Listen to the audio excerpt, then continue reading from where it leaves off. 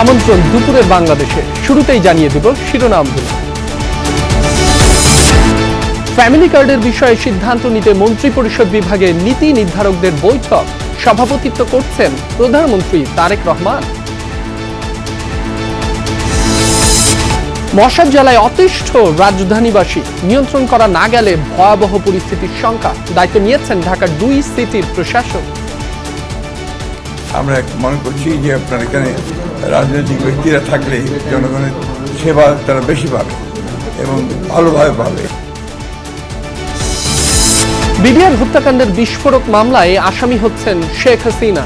সাক্ষ্য গ্রহণে উঠে এসেছে আরো কয়েকজনের নাম, জানালেন স্পেশাল পিপি। প্রথমে নির্বাচনী ঐক্য বলা হলেও দীর্ঘ হচ্ছে জামায়াত এনসিপির সম্পর্ক। সংসদের পাশাপাশি রাজপথেও সক্রিয় থাকার কথা বলছে 11 দলীয় জোট।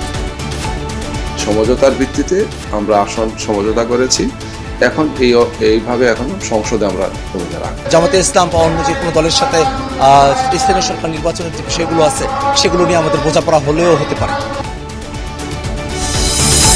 কুমিল্লার দাউদকান্দিতে গ্যাস লিকেজ থেকে বিস্ফোরণে একই পরিবারের 4 জন দগ্ধ। চট্টগ্রামের হালি শহরে দগ্ধদের মধ্যে মা, ছেলে সহ 3 জনের মৃত্যু।